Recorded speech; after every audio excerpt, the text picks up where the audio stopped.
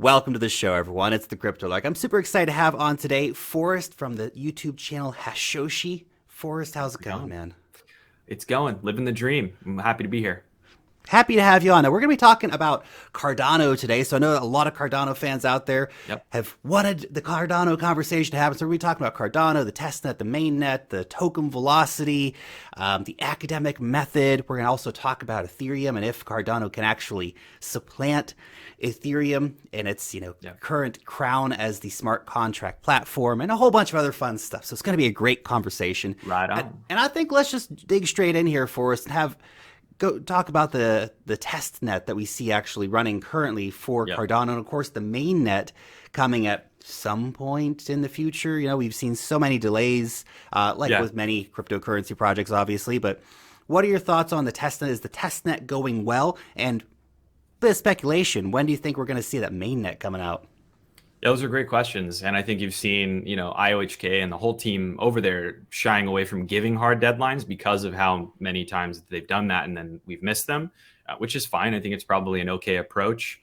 The testnet, I think, has gone really well. The incentivized testnet that's running with the Shelley stake pools and such. I think if I remember their numbers correctly, we're getting close to about 1,000 stake pools in operation, which is pretty significant considering these are run by people, close to the project some, sure, but there are a lot of random people that just picked it up and thought it was cool and started setting up the stake pool. So if you get that type of participation in the mainnet release, that'll be a quite good thing to see.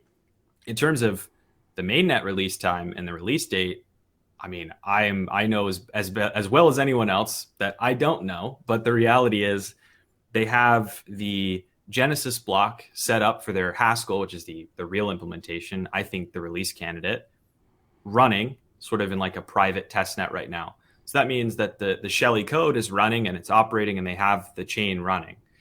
So hopefully we'll see a public test net. And then within 2 weeks after that, we'll have a mainnet release for Shelley, which my estimate towards the end of June, early July, I think we're going to see that happen. That would be very exciting to see the mainnet Yeah. actually come out. It's been such a long time. I remember It has been. I first bought Cardano tokens, ADA tokens back in gosh, it must have been either October or November of 2017. And so, Yeah, way back. it's been a long hold waiting for the mainnet to come out, right? It's Yeah. Yeah, and I mean they take the slow road to implementing and delivering this stuff. And I've said on a lot of different, in a lot of different instances that approach is not bad. It's a lot of times you get one shot at making these types of deployments and pushing out a new mainnet. If you make a mistake and it doesn't work well, or things get hacked, or it's not secure, or people don't use it, then all that work is for nothing. So you want to make sure that everything is ready to go. yeah, I think that's something that a lot of investors get very frustrated with is Yeah. how slow things can move sometimes. And you have to hmm realize what's actually being developed when you look at something like Cardano, right? And we hmm look at the challenges that Ethereum is going through right now to actually implement some of the things that Cardano is working on implementing at the moment. And it's Yeah. it's massive in its scope and its technology. It takes time and it takes time to get it right. And it's like you said, you only get one chance to launch it correctly. And if you screw up, Totally.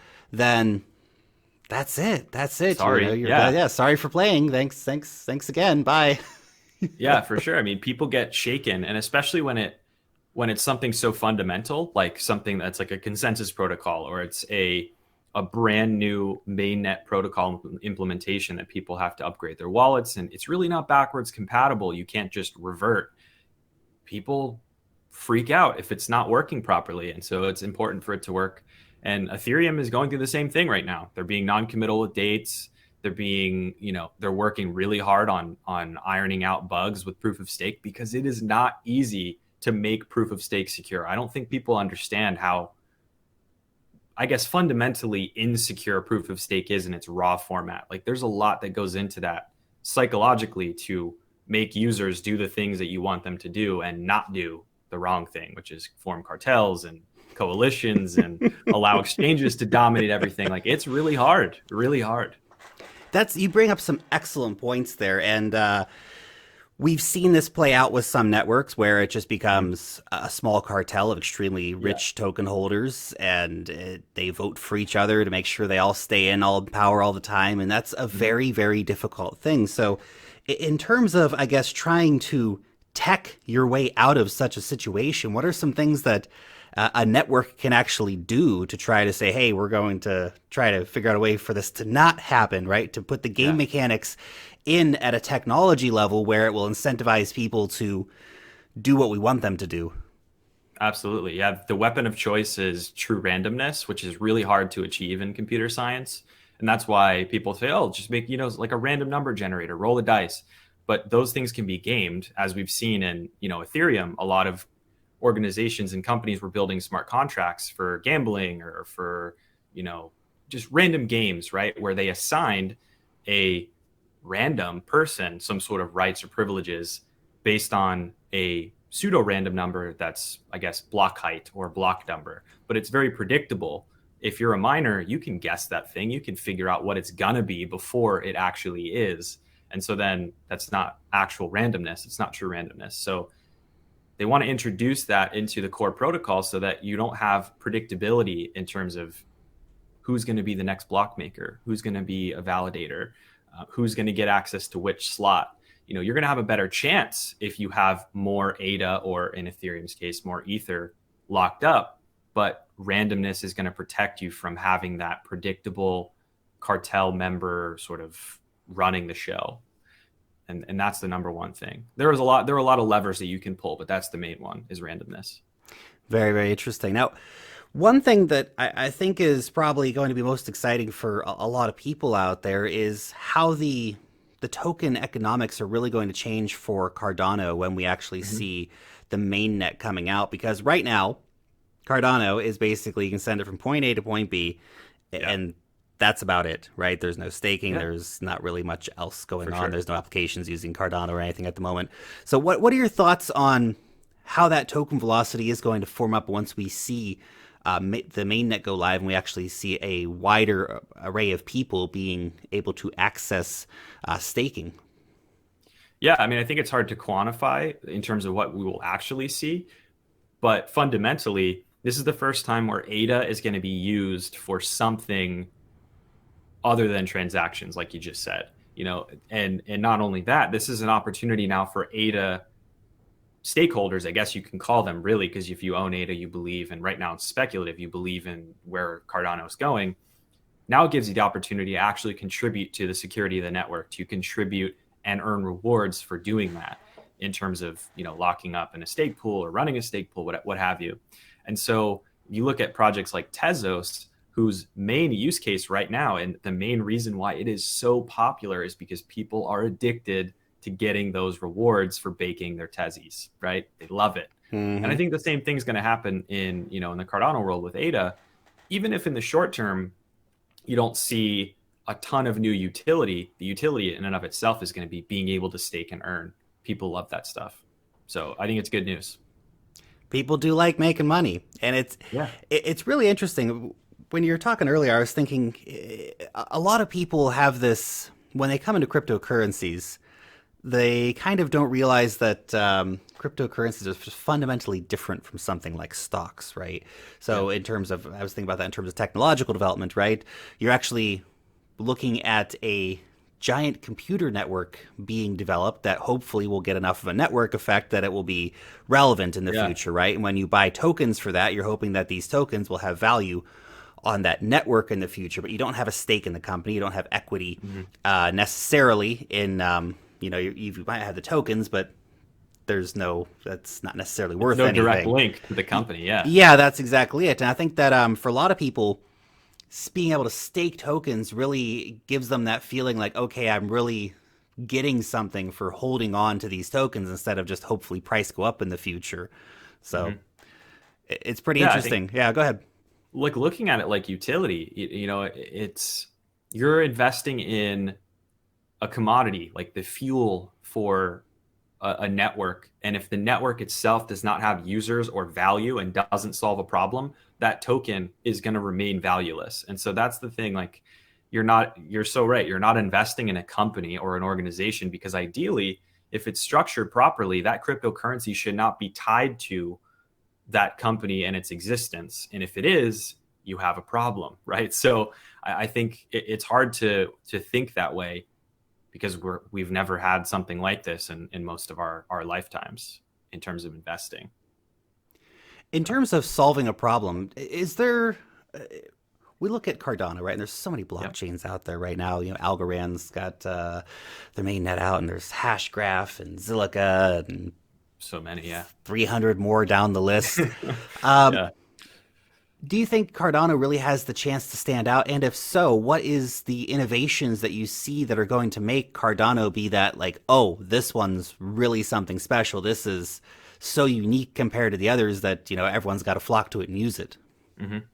Yeah, I think the first benefit and the first innovation is almost a non-technical one. I think they started trying to solve the problems that came out of the first Ethereum implementation before Ethereum did.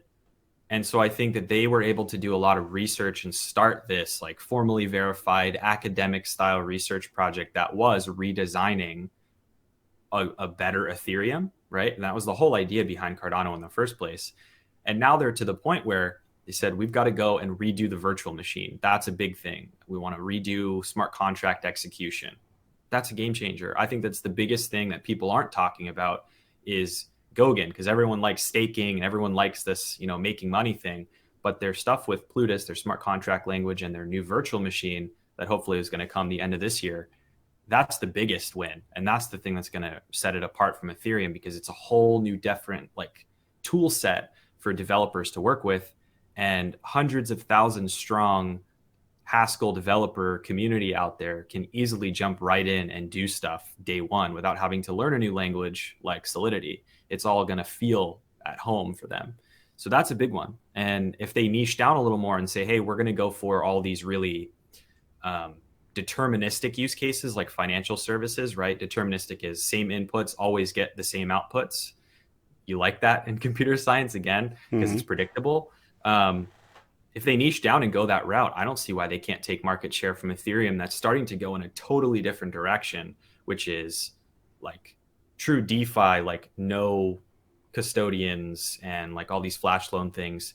Cardano could slot in the more like traditional finance sense, where you have real entities playing in this space and running their financial services on a blockchain network. I think that would be huge. When I think about all these different blockchains, I think about what we've seen play out with social media, and maybe it's Yeah. not the best analogy, but Facebook is Facebook, right? And no Hmm. Facebook competitor has succeeded because Facebook already had the network effect. Yeah. When Twitter came out, Twitter was different from Facebook, so it was able to Mhm. succeed because it found its own niche. When Instagram came out, Yeah. it was able to succeed because it found its own niche, and all the competitors to Twitter have not done as well as Twitter because they're only trying to recreate Twitter, and Twitter's already got the network effect, same with Instagram, so on and so forth Hmm. down the line. So I think what you mentioned there is just, yeah, it's really got to find its own niche where it's going to be Yeah. able to come in and say, hey, this is the thing that we do, right? Ethereum does that, and that's great, but we do this and we do it better Hmm. than anyone else. But you see right now, for example, Tezos is kind of looking at that same kind of market, trying to get those financial services on board with them, Yeah. right? It's going to be competitive. And I think that, it is similar to social media in a sense. And I would say it's even more similar to the early days of like software as a service and these big products. Like you have the SAPs and Oracles of the world, where they built basically the same tools for the same reasons with the same functionality, but did it slightly differently, integrate it differently, and provide different tools. I think that's where these protocols are going to be able to start differentiating themselves, even within the same use case niche, by saying, we're going to focus on the end consumer and we're going to have, pre-built adapters for mobile applications so end users can actually use this stuff without, whatever company you are doing this from scratch. And then the other is going to say, we're going to focus on enterprise and just link up with all the back-end enterprise softwares like SAP and Oracle and Salesforce and all that sort of stuff. There's some opportunity now for these protocols to start targeting specific business niches and also tech niches that they can pull some market share from. Whereas Ethereum is very much like, we're just a protocol, build what you want with it, and if it's cool, we'll tweet about it. And then that's The that's amorphous blob will take it all. yeah. Ethereum is very much like the true. Ethereum reminds me of the Linux community. Like Linux never took over the entire world, but there is a lot of stuff that Linux just dominates on, like as an operating system. And I think Ethereum is kind of slotting into that role here, where it's like we have the fundamental tech and we're building and growing, and it hasn't always worked perfectly, but we figured it out, and people are going to be building with it for years to come. And then because so many other protocols have taken from Ethereum in terms of their concept, then you're going to have, okay, we built our product on Ethereum. Now let's find our niche blockchain protocol. That's the Cardanos, the Tezos, the whatever. They're going to find their way there for their specific use case and needs.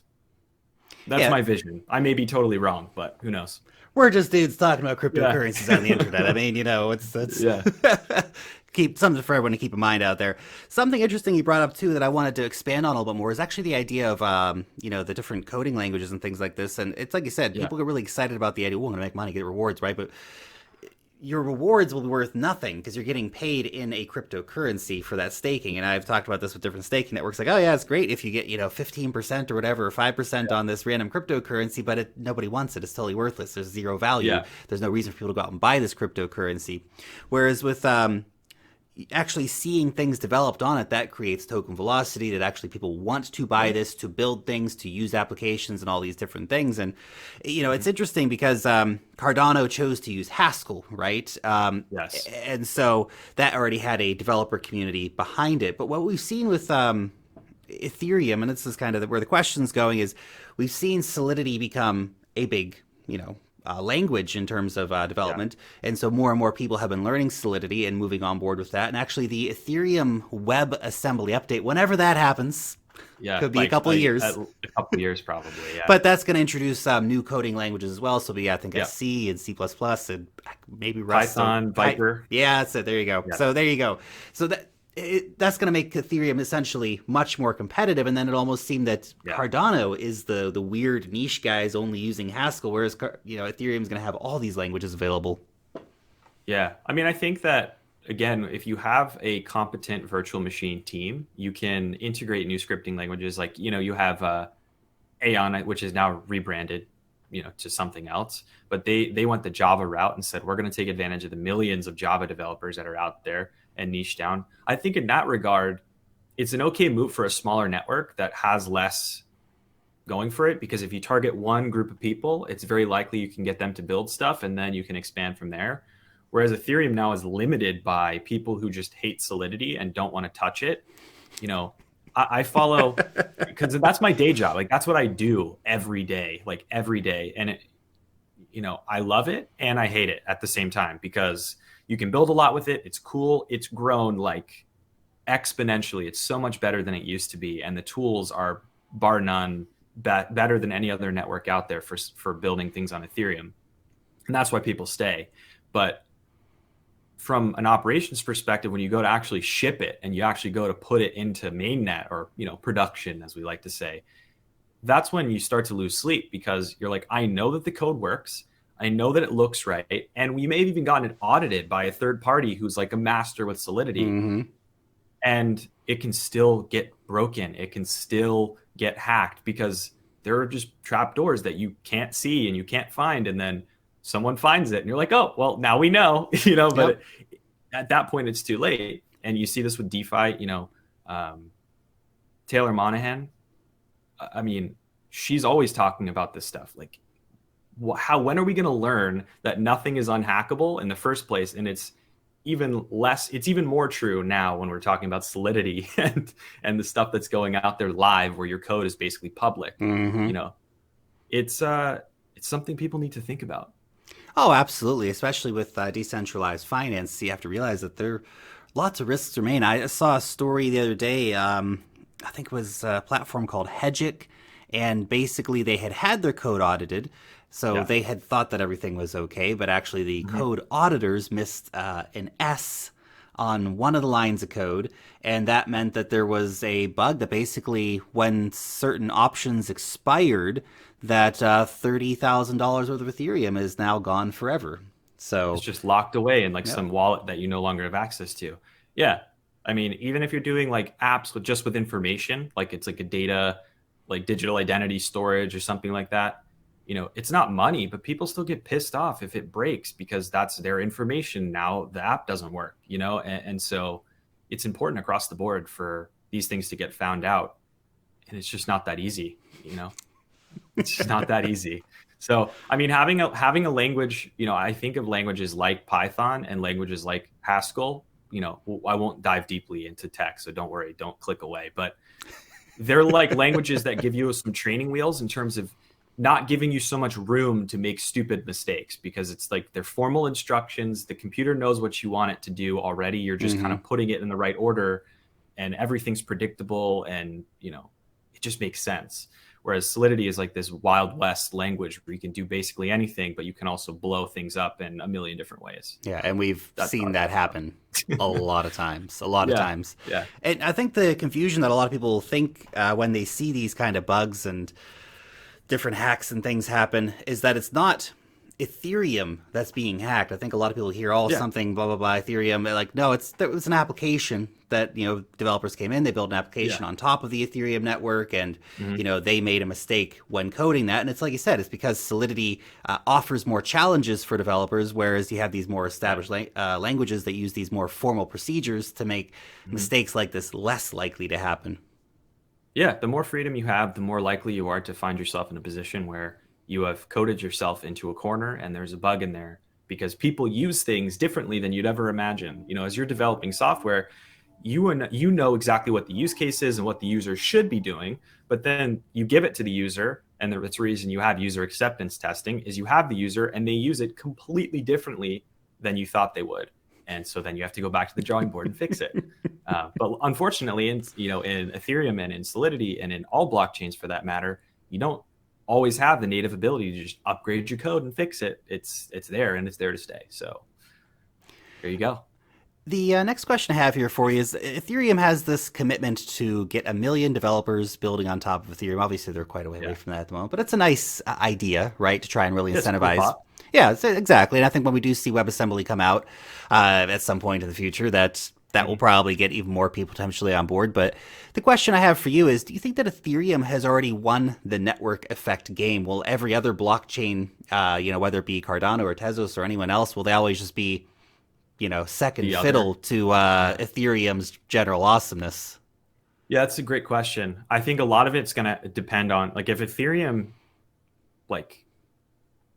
messes up with this Ethereum 2.0 situation, or WebAssembly just no-shows, or, if something happens, we can't predict that, then I think there's a huge opening for other networks to come in.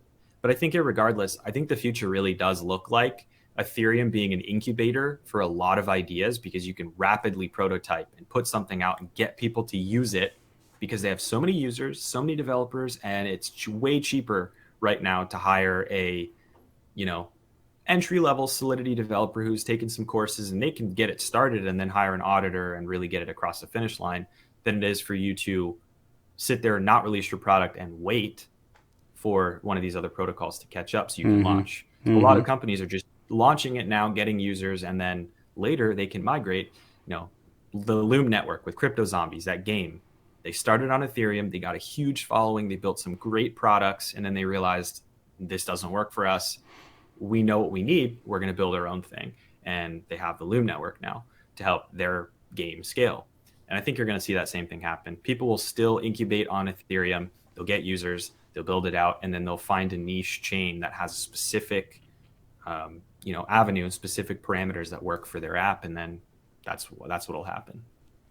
I think when it's interesting you bring up Loom, because obviously we're seeing a lot of different layer 2 innovation happening right now, because Ethereum is main chain still quite limited, right? It's they're working on a lot of things to try and make that better, obviously, but it's limited, right? We've seen ZK rollups coming out, which have done a lot. That's implemented now. That's working now. We have seen different solutions like Matic and stuff as well. So to what extent do you think that layer 2 is going to be really just totally game changing for all these cryptocurrencies? And what do you think about the trade-offs between the security of a layer 2 versus doing things on the main chain? Yeah, I think layer twos are always sacrificing.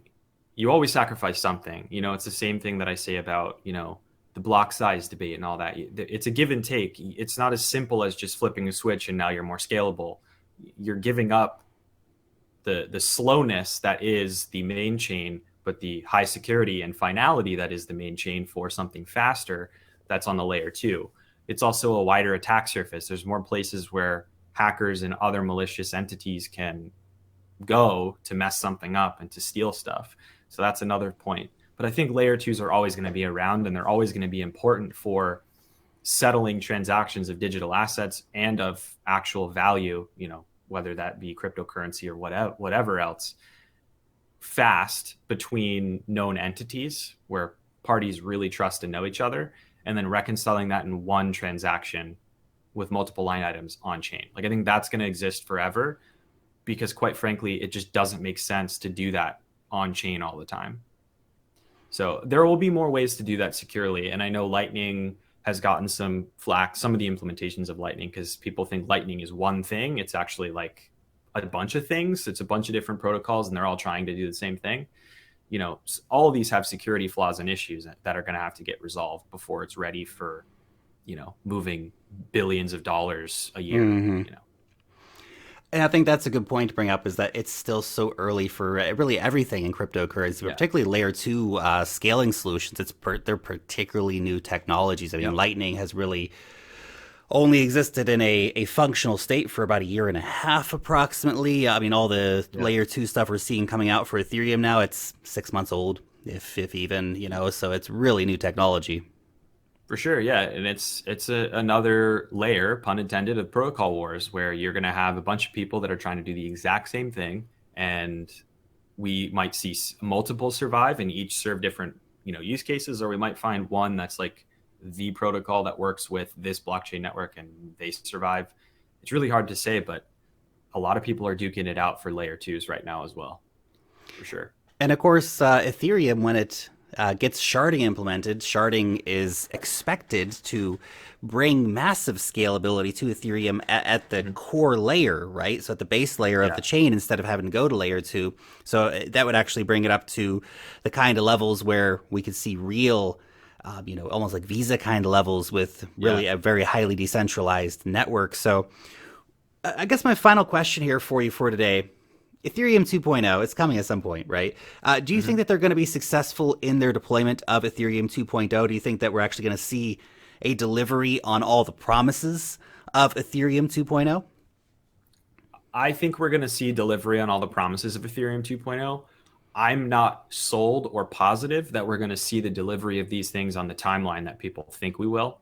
And I also think that the way that, like, the phase zero that's going to happen where they launch Ethereum 2.0 officially in like July maybe, is not Ethereum 2.0 like, and that's it. It's Ethereum 2.0 foundation. Like, this is the core stuff. It's the mainnet network that runs with proof of stake. It's the like the basis for the sharding technologies. But the rest of this stuff, like including WebAssembly for the new virtual machine, and including, you know, all the sharding, making Ethereum stateless so that you don't have to, you know, use a solid state drive to store the entire state of Ethereum's network.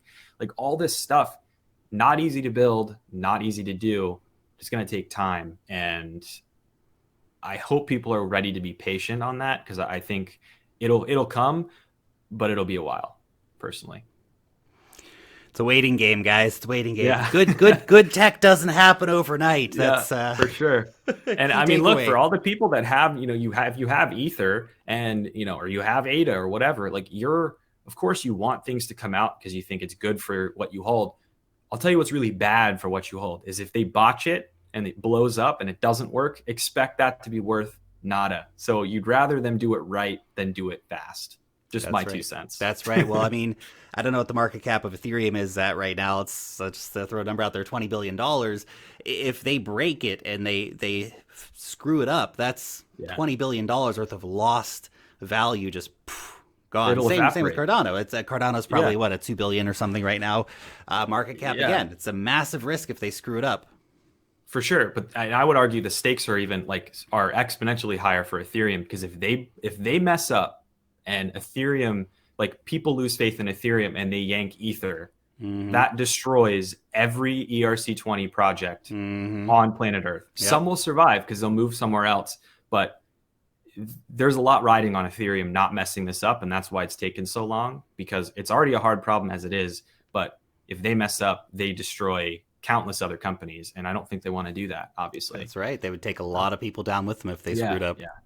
So Forrest, wild world. It's the Wild West. It is, man. It really is the Wild West out here in crypto still. And I think that's just the main message to hit home for people is that we're still early. This tech is still largely experimental across a lot of the blockchains. Like it's a process, and we're going through that. And that is, I guess, where the economic opportunity lies, is that you are getting in on these networks before they become mainstream. It's like we're, the 90s for the internet, right? We see all these new things coming out, and things are going to fail. Things are going to break catastrophically in some cases, so stay frosty, everyone.